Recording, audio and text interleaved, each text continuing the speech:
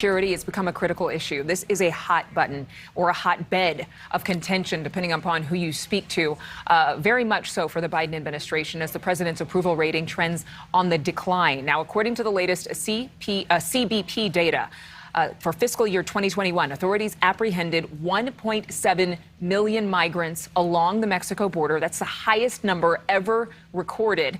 And Senator Rick Scott is joining us now to discuss this. First of all, good morning to you, Senator. Good morning. I mean, this is ridiculous. We're supposed to have a secure border, and now about 1 out of every 250 people in this country right now have come here illegally this year. I'm from an immigration state. We like immigration, but it's got to be legal immigration. This is not safe for our country. Well, let's talk about the plan in place right now, or maybe the lack of a plan, right? In the beginning of the year, the Biden administration re-implemented the Obama-era catch and release policy. Now, after a legal battle at the Supreme Court, President Biden must reverse that decision and re-implement the Trump-era remain in Mexico policy. Is either one appropriate for the times that we're in, or has even the Trump-era policy gone beyond its relevancy? Do we need to do something new altogether? Well, I think it's all the above. First off, I mean, under the Trump administration, they're building a wall. The Biden administration decided, one, not to finish the wall. I mean, we're paying people not to finish a wall. This doesn't make any sense. There's all this technology we paid for.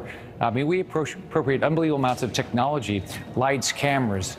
And the Biden administration just shut all that down. I mean, this doesn't make any sense. And so it's sort of all the above. I am fed up. Completely fed up with Secretary Mayorkas. He comes to the committee meeting and says, "Oh, the border is secure." Come on, no one believes the border is secure.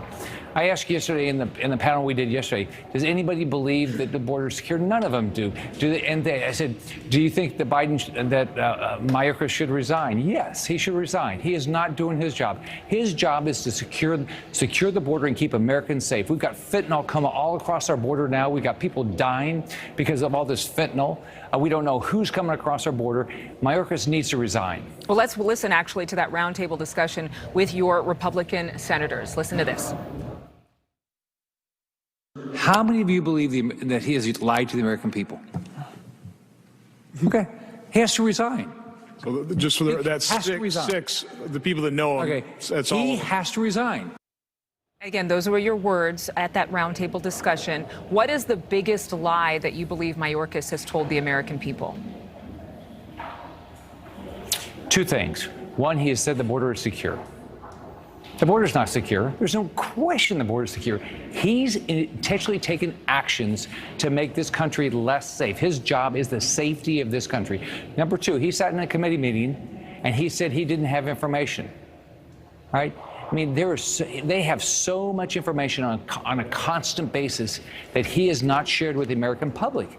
I mean, you just can't imagine why somebody would want a border to be unsecure, which is what he's done. Well, it's dangerous for American citizens. You know, Senator Scott, I've actually traveled to the border, and a number of our journalists here at NewsNation have as well, and we've talked to Border Patrol. We know that so many migrants are coming over. They are being apprehended, but then they're being released to host families and given time to get their legal affairs in order and reach out to ICE. It's their responsibility to reach out to ICE. We know that thousands are making their way to the U.S. border right now. What would you say is the answer to the current state of affairs regarding migrants coming into this country? I think we've got to go back and do what President Trump did. One, let's make sure we do everything we can to secure the border. Step one, we've got to finish the wall. I mean, they sat there and they'd have, miles and miles of the wall, but it had not finished the gates. They just left them on the ground. Finish it. Use the technology. Listen to Border Patrol. Sit down. Here's what the president should do right now. Sit down, listen to Border Patrol. That's one.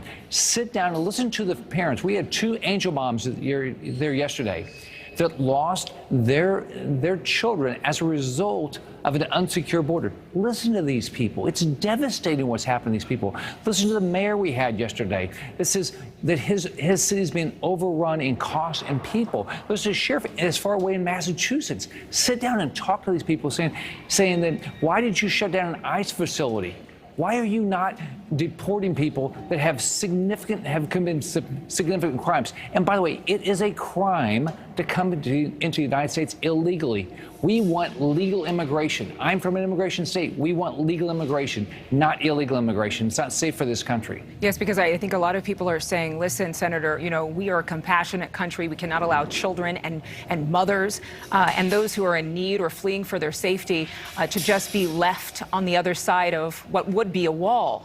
But again, this is an emotional issue. This is an issue that's going to continue to be talked about. Before we let you go, we just wanted to ask about the CDC doubling down on its recommendation for mask mandates in schools. The Biden administration plans to roll out vaccines for kids. In your home state of Florida, the health department calling for a permanent mask mandate ban. What is your response to all of this? I believe the best government is local government. And I believe the best decision makers are parents and families.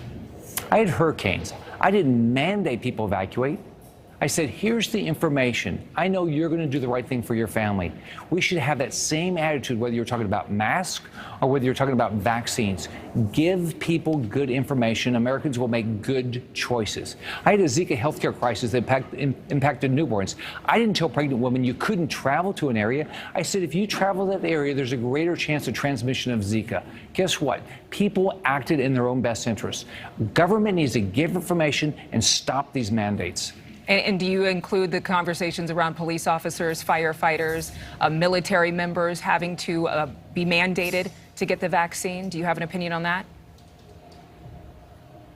I do not believe the government ought to be mandating people get a vaccine. I mean, first off, I was on the Senate floor and Democrats said, they said, oh, it's okay if the president does a requirement that you get a vaccine to get your Social Security check, your Medicare, if you want to live in public housing, I mean, food stamps. That's wrong.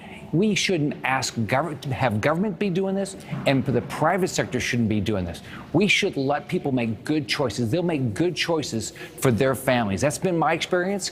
My mom and dad didn't have much money. We didn't have hardly any formal education. They still made the best decisions for my family growing up. And I think a lot of people would agree with you. There are many more who would say, you know, listen, this is a dire health crisis and we need to enforce these mask mandates for the global public health. But again, your opinions, your sentiments shared by a lot of people beyond your constituents. Thank you so much, Senator Scott, for joining us this morning. Have a wonderful day. Bye-bye. You too.